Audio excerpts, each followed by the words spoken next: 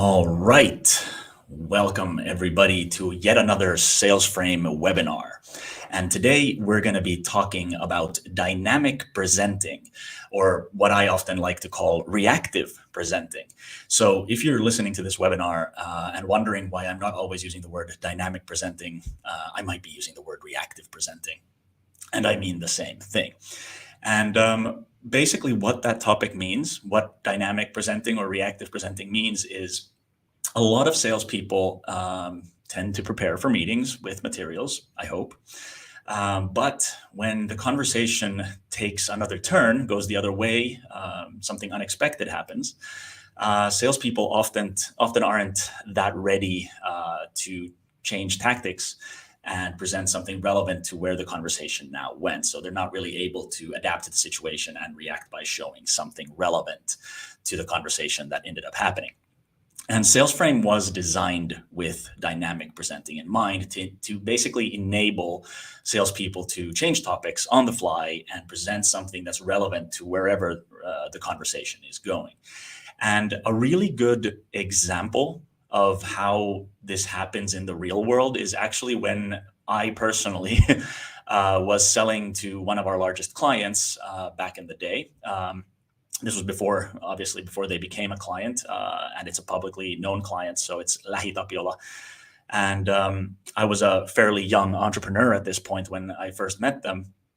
And they had invited me over to their offices. They have these meeting rooms up on the 7th or 8th floor. And I'm there meeting their head of marketing and other marketing team members.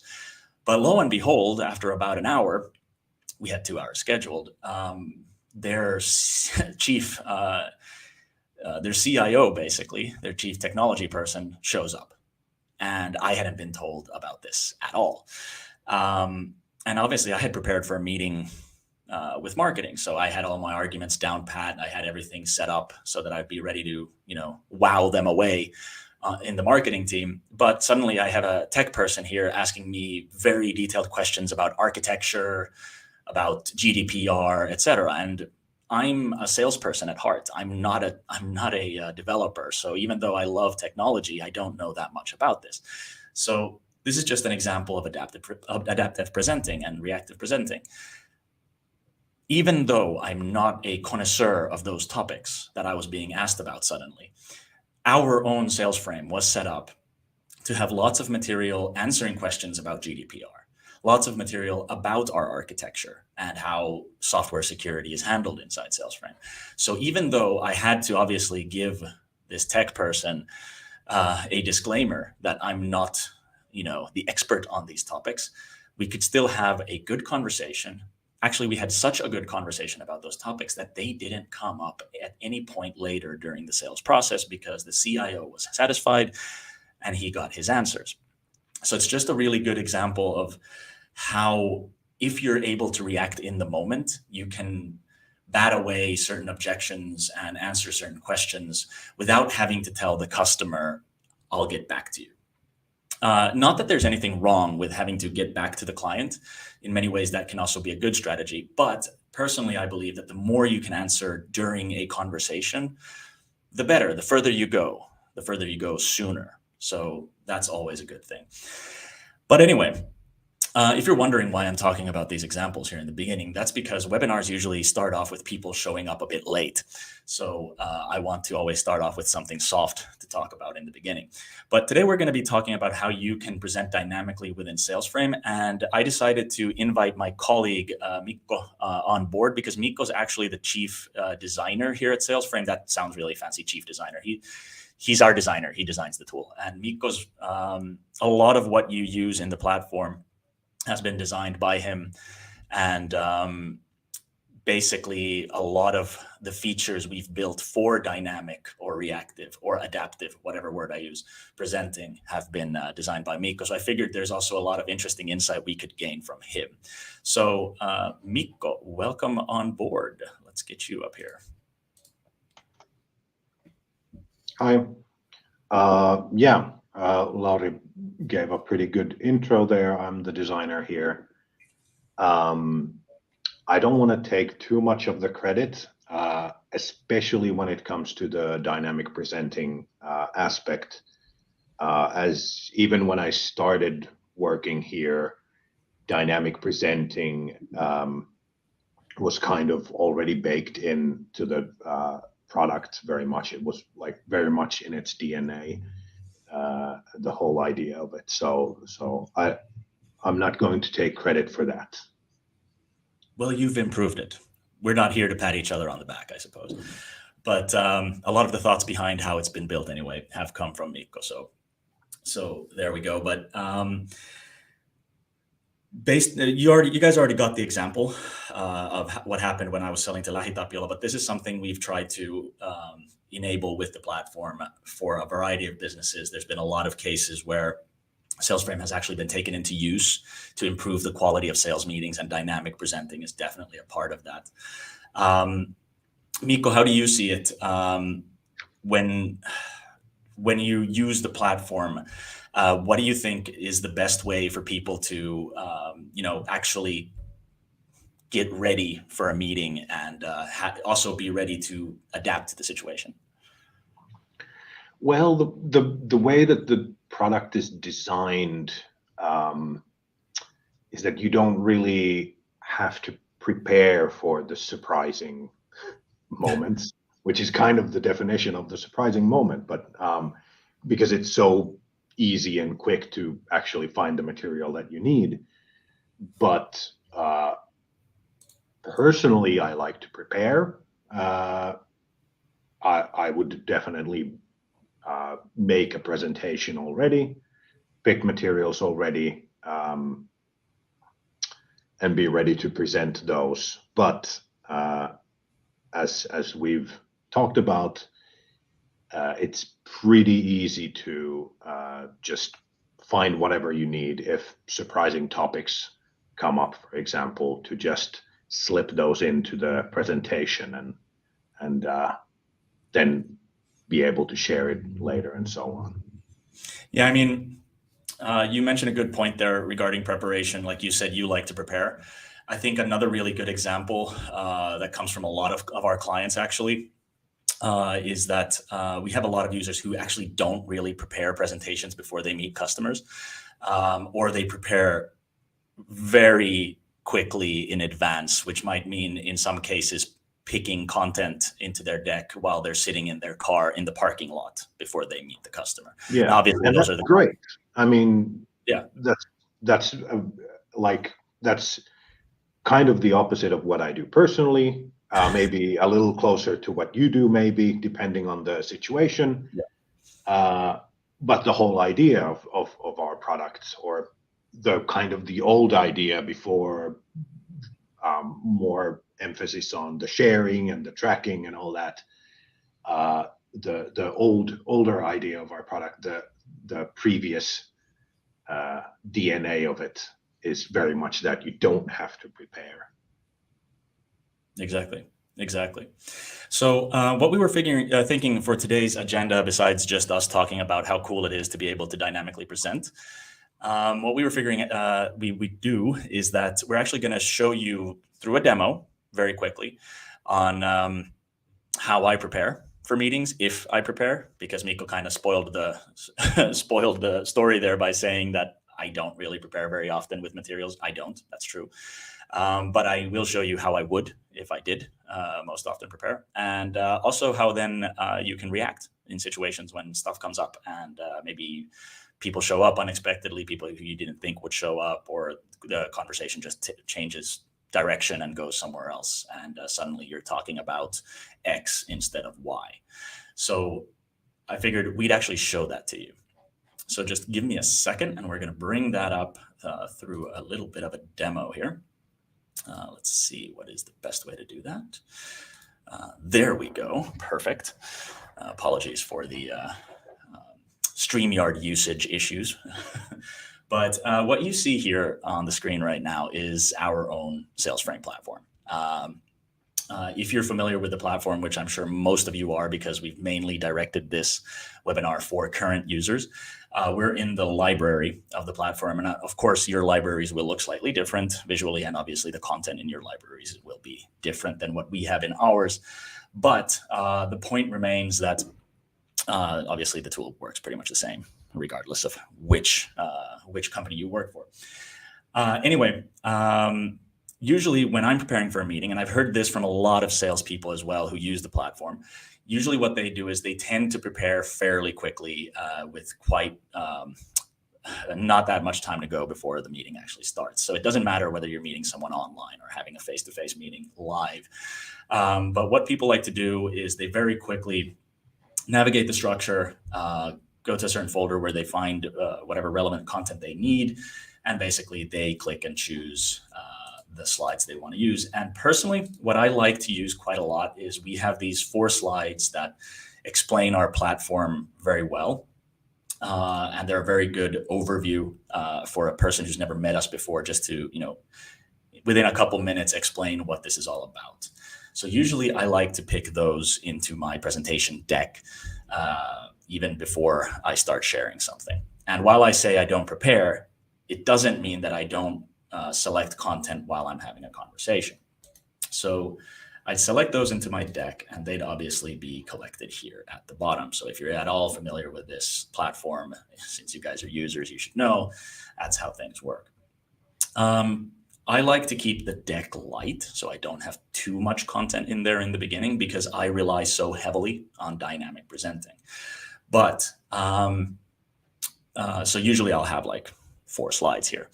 So if I then start to share my screen with the customer, or I'm presenting in a meeting, I usually just start off with my slideshow.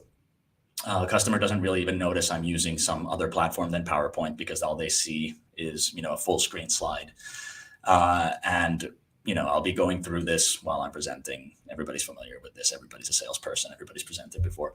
But when the moment comes that a surprising question pops up, I personally do like to keep the platform just running. I don't mind that the customer sees what I'm doing. So let's say suddenly a question pops, our references, for example. I don't mind just shutting off the slideshow and showing the customer immediately, either by selecting the slide or just by previewing the slide, who our references are. That's a very common question. Customers will ask me this very early on in an intro conversation, especially. So I'll just bring it up quickly. And even though I'm navigating in front of the customer, they actually see me clicking the different folders or, selecting different slides. I feel that there is a positive element to that. It's not embarrassing that you have to navigate in front of the customer, because you're actually showing that, hey, our company is so prepared in their customer interactions that everything's available very quickly, and we've got answers for a lot of the questions. So I feel it's just a positive that you're navigating and showing things quickly. So this is one example. I'll just quickly pop things up. Mikko, do you have anything you want to add on this? Yeah, that's kind of something that we've found out, I guess, from more recently, is that a lot of people actually like to use the preview. Just to show a single slide when there's a question that comes up, instead of adding it to their presentation decks, just click the preview icon and show the slide, and then close that slide. And I mean, from my point of view as a designer, I didn't design it to be used that way, but I'm really happy to find out that people have found a new way to use it, and I think that's cool. Yeah, I didn't expect it to go that way as well, but I've noticed organically while using the platform that previewing is the best way to quickly bring stuff up if you don't need to show more than one slide. But definitely, when stuff comes up, that's a very relevant way of bringing new content onto the screen. What I do want to highlight, though, is that right now all the examples I'm telling you are related to showing material from one folder only. So, if you've been really paying attention, you'll notice that I haven't navigated anywhere else inside the folder structure to jump between topics. But I do want to emphasize that doesn't matter. I mean, you can, of course, you should feel confident enough to just jump over to a different topic and actually have show content related to different subjects. So, for example, this might be a bit small on the screen right now, but I navigated to our GDPR folder. This is really this is a one-to-one example of what I did back in the day. If you remember the example I told you about LahiTapiola. So, I jumped to the GDPR folder to show material related to our GDPR because the CIO asked me questions about that. I did that live, went there, and I feel like, again, there was an impression of, being well prepared and being able to answer questions very quickly. But one thing we're aware of is that a lot of salespeople might not be fully familiar with the structure of the tools they have. So, if you haven't spent a lot of time in Salesframe, you might not be aware that there is content in the platform that can answer a lot of questions. So first of all, I do want to stress that you should, in your off time, I don't mean in your free time, but I do mean like when you're not facing customers, spend some time getting familiar with the structure of your tool so that you can, in the moment, then find content really quickly. But we do also have a search feature that helps you find content on the fly as well. So I can, of course, give you an example of that. So regardless of where you are in the platform, regardless of which folder you're in and what you're seeing here, if you go into the search, you can actually very quickly find both folders and materials related to whatever you're searching for. So if I just use this, let's write a really generic term in here right now. So I'm just going to write Salesframe. That's probably going to bring up a lot of options. It might bring up too many options. It might take a while to search, actually. But you'll notice that actually right now it found quite a few. It found 3 folders, and it also found a ton of different content that has the word Salesframe in it. And one of the coolest things about this is that it can read what's inside a slide. So if you're searching for content in the tool and you use any term, even if the name of the slide doesn't contain the search term, so even if the name of the slide doesn't contain Salesframe in this case, if the slide itself has it somewhere inside the text, it will find that slide. So here, for example, there's a slide about the hospitality sector and how Salesframe can help in that sector and selling in the hospitality sector. You see that the name of this slide doesn't have Salesframe in it, and the folder it's in also doesn't have Salesframe in it. But then when I open this slide, it's the first word here. So it's right in the text. So if you need to find a specific product material, a specific product name, or if you need to find material for a very specific purpose, you know that there's a term that helps that's very specific. Just use that, because a slide might contain that, and that might be exactly what you need. So it's a really quick way of finding content on the fly as well. And again, I don't feel that there's much of an issue of searching live in front of a customer. But anyway, I do feel that the search feature itself is pretty useful. And in case you weren't aware, you can select content in this search just like you would in a library. And you can bring it into your deck by pressing Add to Presentation. So you don't need to just pick one. You don't need to only preview the content while you're searching. You can, of course, add them to your deck if you search for content. So let's do that. Mikko, anything you want to add in here, by the way? This is, of course, demoing the library of like admin prepared materials, but then of course you can have your own stuff too in the My Files, and that'll or actually even better, My Files are your own files, and that's great, and you can put whatever you want in there. But I'd actually highlight the starred materials as a bit of a feature there. So stuff that comes up often in your meetings personally as a salesperson, you start finding out what people ask about, or stuff that you want to find very quickly almost every time you have a meeting or something like that. You can just hover over the thumbnail or select a file, and in that little toolbar where the preview icon was, there's also a star icon. And all of those, when you click the star icon, all of those things go into your starred folder.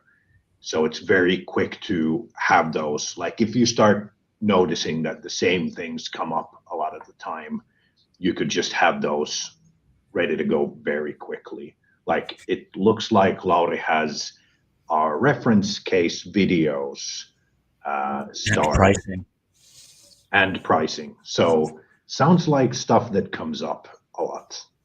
Yeah, so for me personally, obviously pricing comes up pretty early on in the sales process with us. I mean, honestly, our pricing is available on our website, so we're not trying to hide it.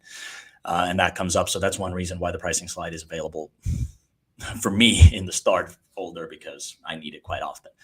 But I personally, if you've been to previous webinars or if you've ever met me or heard me talk about this platform, um, my favorite usage for this platform is sending video greetings with material, or sending material with video greetings to customers. And when I'm sending material, regardless of what slides I'm sending, I'm always including some kind of reference video into that set of material I'm sending. By the way, if you guys don't have reference videos in your Salesframe platforms, but you know your company has them, please tell your admins to add those, because reference videos are really good when you're sending content to customers. That's always another extra 2 minutes they might spend on your material. It's always another 2 minutes they're spending attention to you on their own time.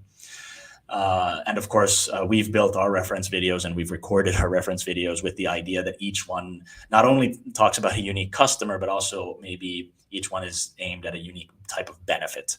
So if I have one case where the customer is definitely interested in a certain feature set, then I'll include a specific video. And if it's another feature set, then it's another video.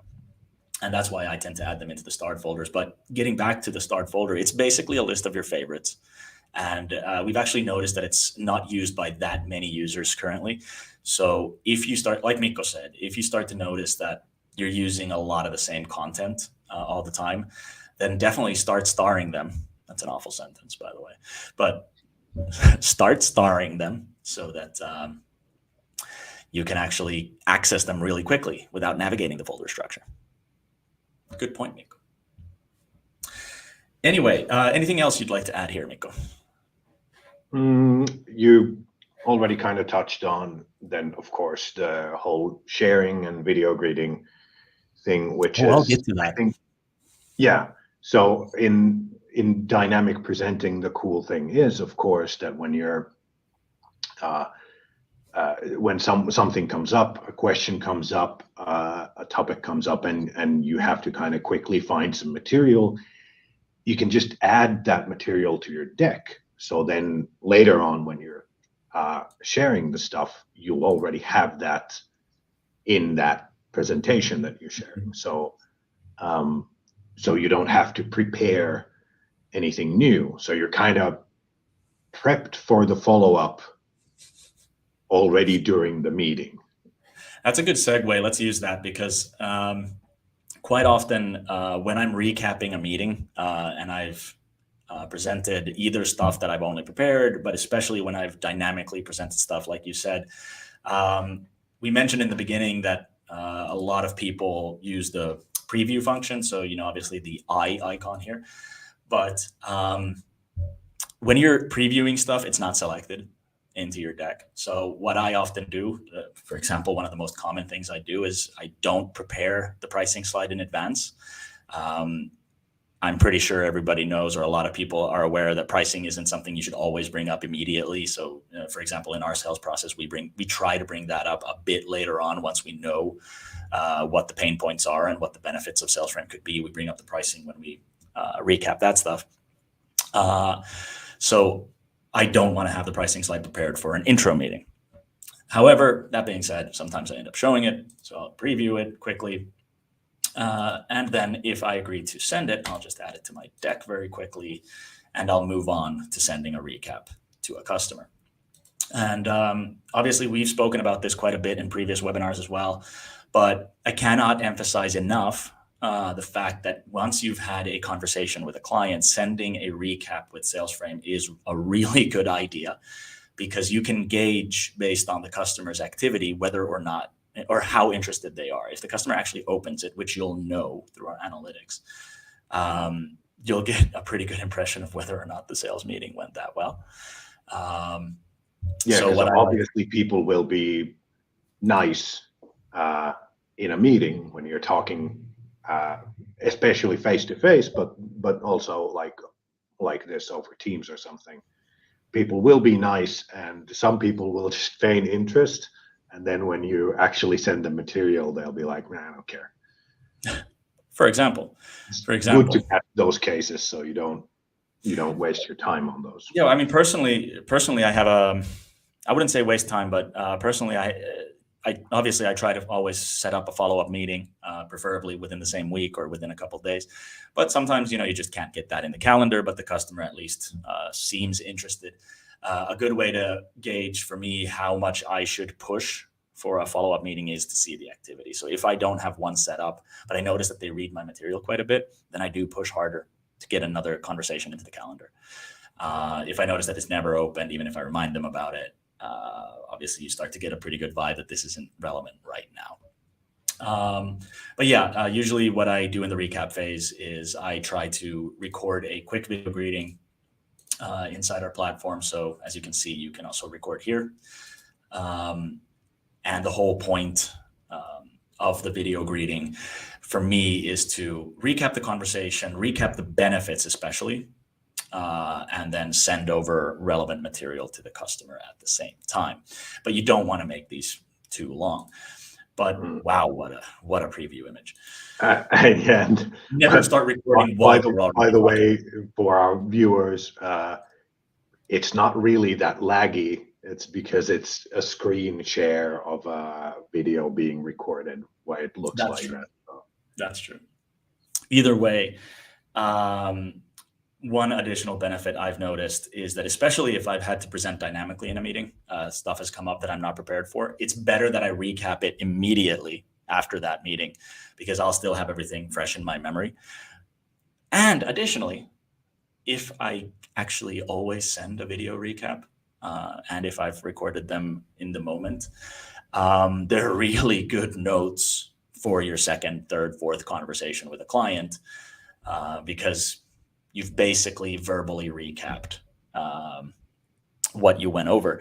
So even if the client doesn't watch it, I often watch my own recaps afterwards when I'm preparing for the next call. So just based on that alone, it's a good thing to do. But either way, I'll just finish this process here. Today, we're not focusing that much on sending material. We're definitely focusing more on the dynamic presenting. But either way, just to recap,